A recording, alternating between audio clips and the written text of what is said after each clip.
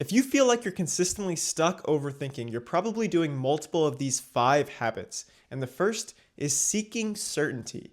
Because a lot of times we overthink when things aren't perfect. So let's say you want to be a content creator.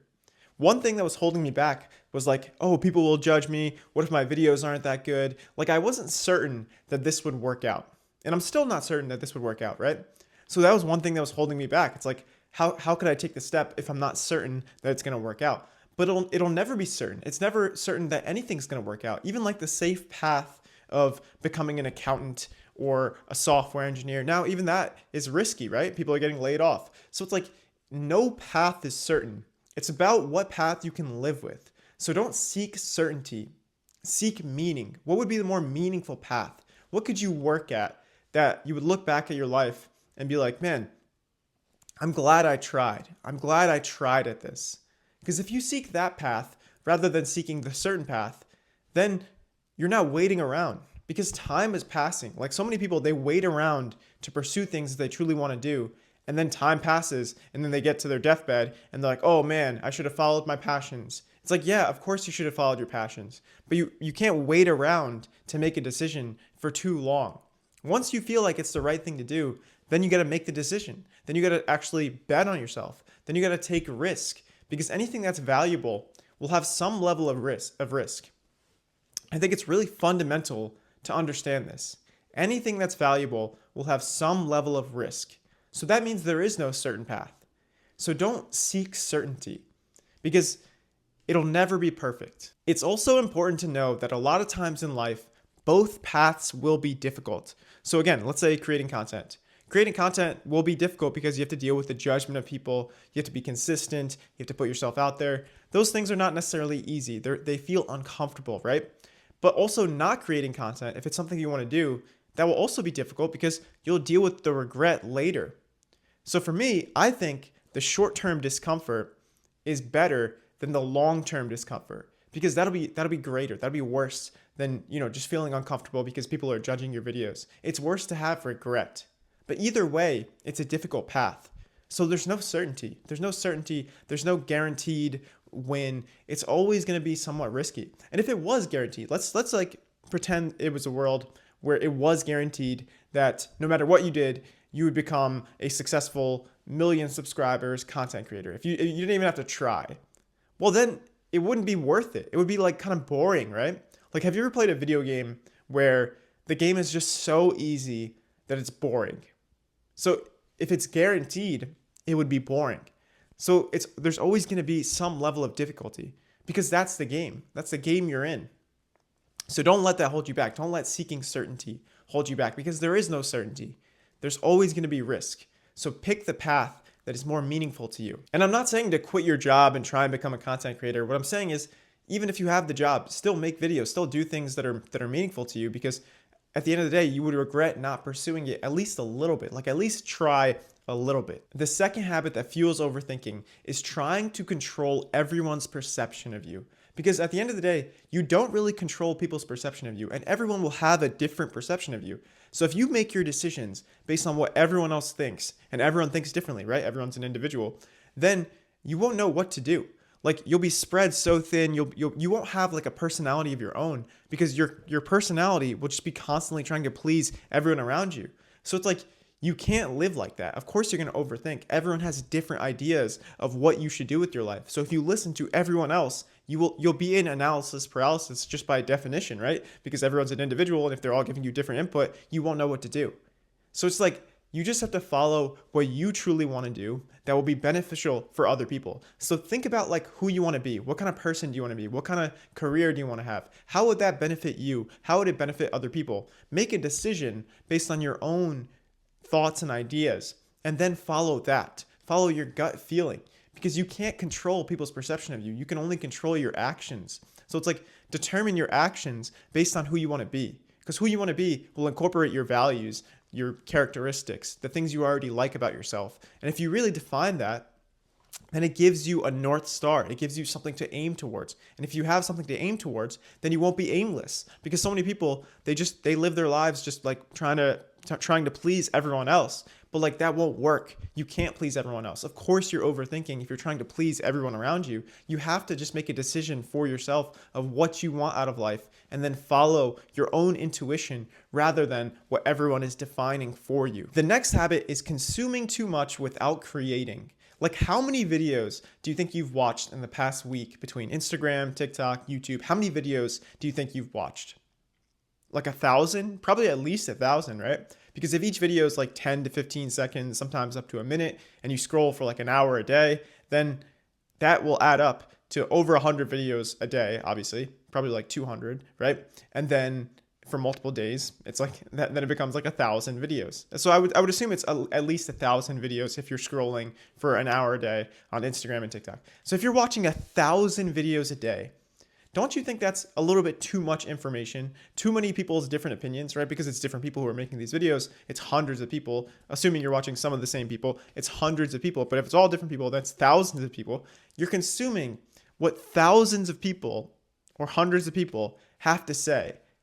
And of course that'll corrupt your own intuition. You're just thinking about what everyone else has to say rather than what you have to say. And when you create your own, what you actually want to create, then it's like it's your voice. It's not the voice of all these people you're seeing, but it's your voice the more you do it. You know, of course it could influence what you create, but the more you create, the more it becomes your voice. So it's like, don't over consume and not create, because then like you're just holding yourself back. You're putting in too much. You're feeding in too much information instead of like creating things, instead of expressing things. You're having too many inputs without enough outputs. So it's like you need to focus on creating more than you're focusing on consuming, because there's so many things to consume nowadays, because this is how people get paid, right? They get paid with advertisements, and the way to monetize advertisements is with attention. So if they have your attention, then they can monetize it. And yeah, fair enough. I'm asking for your attention right now, but hopefully I'm doing it in a way that's delivering you some value. So it's like, don't consume too much. Make sure you're creating just as much or more than you're consuming if you can. The fourth habit is mistaking thoughts as truth. So you don't have to follow your thoughts. Like so many people, I think the reason that they get stuck is that they're following their thoughts too much. But what you should do is follow your goals.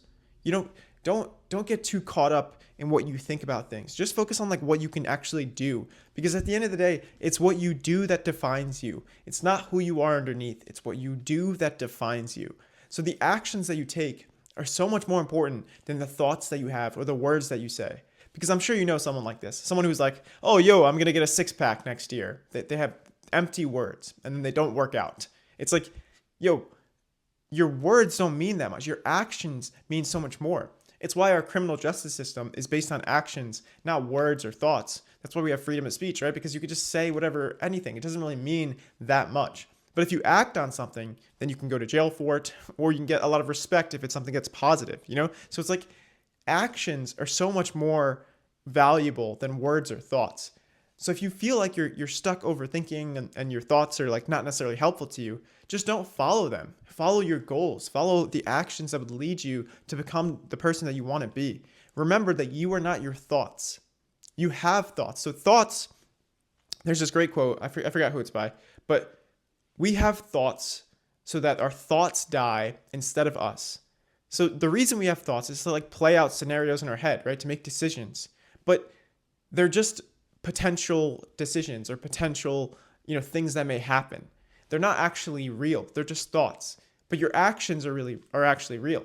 So follow the actions and the thoughts that are most aligned with who you want to be. And the last habit that keeps people stuck overthinking is avoiding discomfort, because your overthinking mind will always lead you to comfort, because that's what we want, right? We want to be safe. That's like one of our psychological needs is being safe. So our mind typically will lead us to safety more than it will for meaning, because it's just trying to keep you alive. But in the modern day, things are pretty safe. It's not as dangerous as it was thousands of years ago, but our brains developed through trying to be safe for thousands of years, millions of years, whatever. So your brain is trying to keep you safe. So that's why a lot of times we're overthinking. It's just like holds us back from doing the things we want to do. It's because we're thinking of the safe path. But the discomfort, the uncomfortable path, is often the path that is more meaningful. Like, again, if you want to be a content creator, yeah, of course it's going to be uncomfortable making videos. It's uncomfortable dealing with the judgment of other people. But you also have to focus on the meaning that it would provide to your life, to actually, do the things that you said you would do, to actually try and become the person that you say you want to be.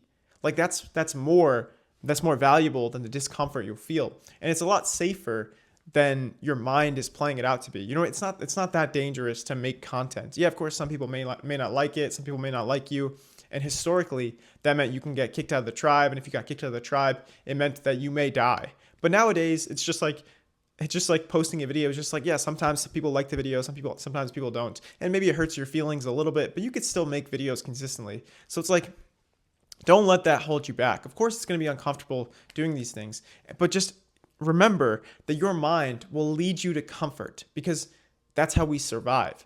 But that's not always the best path. Oftentimes, it's not the best path. The best path, a lot of times, is taking the more difficult path, because then you learn, right? When you leave your comfort zone, you feel uncomfortable, but you also grow. So it's like a lot of times, if you're stuck between two paths, you should choose the more difficult one, because the more difficult one will have more meaning, it'll have more growth, because what makes you uncomfortable is stepping outside of your comfort zone. So it's kind of like a sign that this path is outside of your comfort zone if you would be uncomfortable doing it. And if there's going to be some sort of skills that you learn with that, then it may be a good path to take. But just make sure you're not allowing discomfort or avoiding discomfort to run your life, to make your decisions. Because at the end of the day, of course, certain things are going to be uncomfortable, but they will also be meaningful. Like, I'm not saying that any of this is going to be easy. Whatever it is that you want to do, there will be some level of discomfort, right? So it won't be easy, but it will be worth it. Life's not easy, but it's worth it. Take care.